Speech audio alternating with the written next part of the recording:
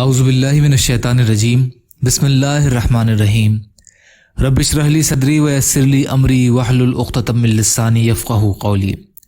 منتخب احادیث اکرام مسلم، مسلمانوں کے حقوق۔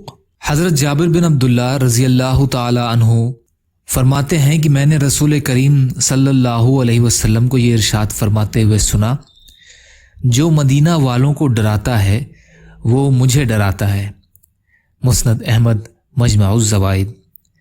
حضرت عبداللہ بن عمر رضی اللہ تعالی عنہ روایت کرتے ہیں کہ رسول اللہ صلی اللہ علیہ وسلم نے ارشاد فرمایا، جو اس کی کوشش کر سکے کہ مدینہ میں اس کو موت آئے تو اس کو چاہیے کہ اس کی کوشش کرے اور مدینہ میں مرے۔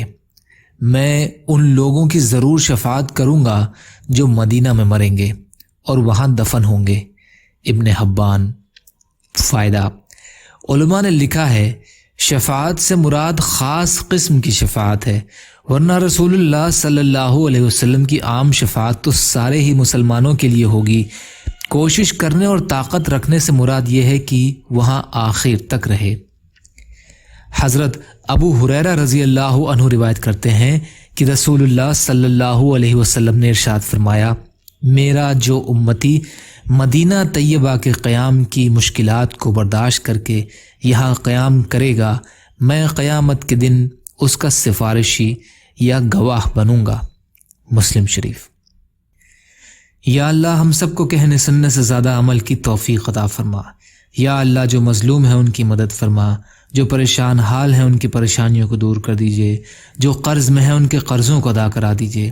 یا اللہ آپ قادر مطلق ہیں، آپ کے لیے ہر چیز کرنا آسان ہے، ہمارے لیے بھی آسانیاں پیدا فرمائیے۔ یا اللہ ہر خیر میں ہمارا حصہ کر دیجئے، ہر شر سے ہماری حفاظت فرمائیے۔ یا اللہ ہمارے سب سے اچھے اعمال ہمارے آخری اعمالوں کو بنا دیجئے۔ یا اللہ صحت کلی عطا فرمائیے۔ یا اللہ سچی توبہ کرنے کی توفیق عطا فرمائیے۔ یا اللہ عزت اور عافیت کی زندگی عطا فرمائیے۔ یا اللہ جو دنیا سے چلے گئے آپ ان کی مغفرت فرمائیے، ان کو عذاب قبر سے بچائیے، ان کو قبر کی ہولناکیوں سے بچائیے۔ یا اللہ ہم سب کو فتنہ دجال سے بچائیے، زندگی اور موت کے فتنے سے ہماری حفاظت فرمائیے برحمتک یا ارحم الراحمین۔ لا الہ الا اللہ محمد رسول اللہ۔ السلام علیکم۔